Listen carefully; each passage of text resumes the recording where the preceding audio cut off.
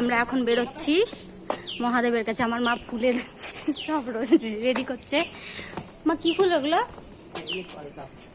কলকা ফুল পাড়ছে। মহাদেবের কাছে যাবো। এখান থেকে জল দিয়ে আমরা এখন বেরোচ্ছি পাতালেশ্বর মন্দির। আর এই যে আমাদের সঙ্গী পঙ্গী হরি বল। তো চলো এবার পাতালেশ্বর মন্দির দর্শন করে আসি, সবাই সঙ্গে থাকো। তো আমি যে বাড়িতে থাকি সেই বাড়ির সেই মন্দিরে যোগমায়া দেবী এবং আমাদের প্রিয়জন বৈষ্ণব ঠাকুর মহাদেব, তাকে আগে জল দিয়ে প্রণাম করে মালা পরিয়ে দিয়ে তারপরে আমরা পাতালেশ্বর মন্দিরে যাওয়ার জন্য রওনা দিয়েছি। তো সঙ্গে থাকো। তো নৌকায় চেপে পড়েছি, এবার ঘাট পার হয়ে টোটো করে আমরা যাব। আমরা এখন প্রণাম করছি, তখন আমরা হলো কাজ আমাকে অর্চনা না কি জানো নাম তো জগৎ জননী। এটা আমার দিদি, এটা আমার বুড়ি। হরে কৃষ্ণ, এটা আমার আরেকটা বাবা। হরে কৃষ্ণ, হরে কৃষ্ণ, হরে কৃষ্ণ।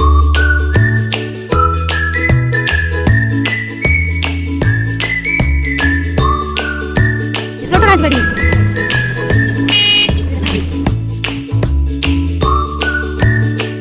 এখন অনেক দূরে, চারাটি নামিয়ে দিয়েছেন ওএনজি বলে।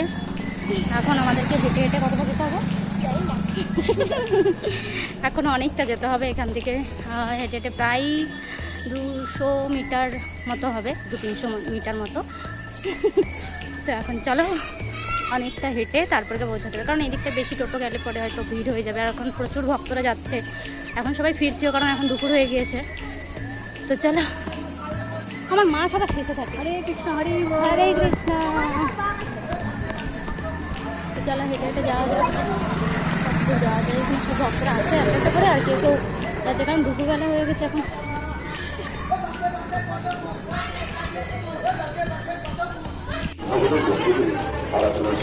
পাতালেশ্বর যাওয়ার আগে বাঁদিকে একটা গলি আছে যেখানে এই দেবী মায়ের মূর্তি আছে, বিগ্রহ আছে।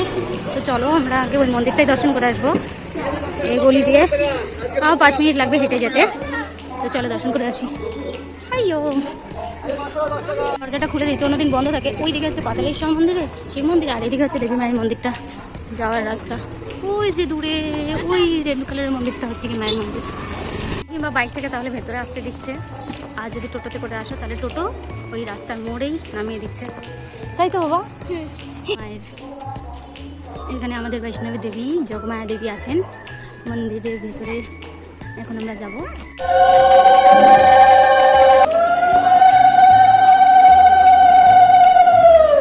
মহাদেবের একটা সুন্দর বিগ্রহ বানিয়ে রেখেছে। আর ওই দিকে দেখতে পাচ্ছ তোমরা যে গাছ, বটগাছতলা দেখতে পাচ্ছ, ওই দিকটাতে সমাধি দেওয়া হয় বাচ্চাদের। ওই যে ওই দিকটাতে লেখা আছে, কারণ বাচ্চাদের তো পড়ানো হয় না জানো, তো সেই বাচ্চাদেরকে ওই দিকে সমাধি দেওয়া হয়। খুব সুন্দর একটা জায়গা, আমার তো এরকম শান্তিপ্রিয় জায়গা ভীষণ ভালো লাগে। ওই মন্দিরটা মানে ওই জায়গাটার কাছে যাব, কারণ মা বলেছে ঘুরে আসি। মন্দিরের পাশ দিয়ে আমরা এখন যাচ্ছি।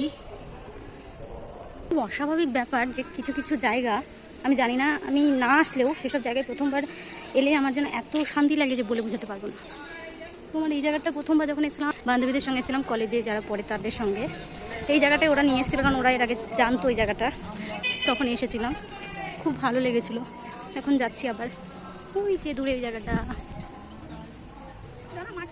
তো এই সেই জায়গাটা দূর থেকে যেটা তোমাদের দেখাচ্ছিলাম, তো কত সুন্দর জায়গাটা। বেশি দূরে যেতে কারণ কি জানো তো, এই যে এই মানুষটা তো শ্মশানেই ভালো লাগতো, বসে থাকতো শ্মশানে ছোটবেলা থেকে, সেই জন্য আমার এত ভালো লাগে। এটার কারণই এটা যে আমার মায়ের যেহেতু ঘরে একা একাই বসে থাকতো, ওই যে দেখেছো, এই জন্য আমারও ভালো লাগে। যে কোনো শ্মশানের পাশে বসে দিলে আমার ভালো লাগে। হ্যাঁ বলো বলো। লতা পাতা দিয়ে বেশ একদম ছাউনি করা ঘরের মতন, আমি ওখানে একা একা বসে বসে চুপ করে থাকতাম লুকিয়ে। সেই জন্যই আমার পছন্দ, সেই জন্যই আমার শ্মশান পছন্দ। কেন জানি না, বললাম না যে কেন, তো এটাই কারণ। আমার মা ওরকম শ্মশানে ছোটবেলায় যখন আসামে থাকতো তখন আমার মা ওরকম বসে থাকতো, সেই জন্য আমারও বড় হয় না ছোট থেকে আমারও খুব ফাঁকা জায়গা যেখানে ভিড় নাই সেসব জায়গায় বসে থাকতে ভীষণ ভালো লাগে। তো চলো এবার আরেকবার এইগুলো দর্শন হলো, এরপরে আমরা যাব পাতালেশ্বর মন্দির। হরে কৃষ্ণ। খিদা লেগেছে বাচ্চাটা, খিদা আসলে বাচ্চাটার খিদা লাগেনি, খেয়ে পেয়েছে হচ্ছে বৌদিরই খিদা, সেই জন্য তাড়াতাড়ি তাড়াতাড়ি জল ঢালতে যেতে বলছে। তো যাই হোক, আমরা যেহেতু আগে দেবী মায়ের মন্দিরে চলে গেছিলাম, এখন যাচ্ছি পাতালেশ্বর মন্দিরে, শিবের মাথায় জল ঢেলে তারপরে ওটা প্রসাদ পাবে। তো চলো আর একটা মন্দির এইখানে, চলো পাতালেশ্বর মন্দির যাওয়ার মাঝখানে যে গলিটা দেখলাম ওখানে শিব। তো এখন পরিক্রমা লাগাচ্ছি মহাদেবজির। কি সুন্দর জায়গায় মহাদেব বসবাস করে না মা? মা বলছি মহাদেব কত সুন্দর সুন্দর জায়গায় থাকে না, মানে শান্তি প্রিয়, কেউ জ্বালাবে না, কিন্তু সেখানেও জ্বালাতে চলে আসছি আমরা। হরে কৃষ্ণ।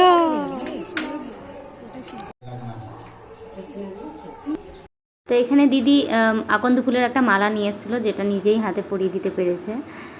তো দূর থেকেই বুঝতেই পারছো যে এখনও কত ভক্তদের ভিড় রয়েছে, কারণ দুপুর প্রায় হয়ে এসেছে, তবুও এখনও ভক্তদের আসা চলছেই। ভেতরে তো এখন ভিডিও করা আজকে সম্ভবই না, যেটুকু পারছি সেটুকুই করছি। তো জল দেওয়া শেষ আর প্রসাদ পাওয়া শুরু। ওর খুব খিদে লেগে গেছিলো, তো সেই জন্য একবারেই প্রথমেই প্রসাদ পাওয়া শুরু করে দিয়েছে এখানে বসেই।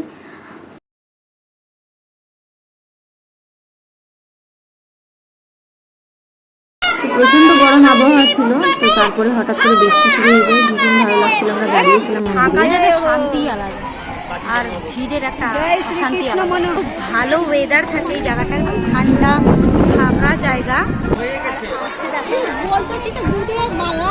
আমাদের এখন দর্শন হয়ে গিয়েছে, এবার আমরা এখান থেকে দর্শন করে আমি কিছুক্ষণ বসবো, আমরা 1 ঘন্টা মতো, তারপরে এখান থেকে আমরা টোটো করে বাড়ি চলে যাবো।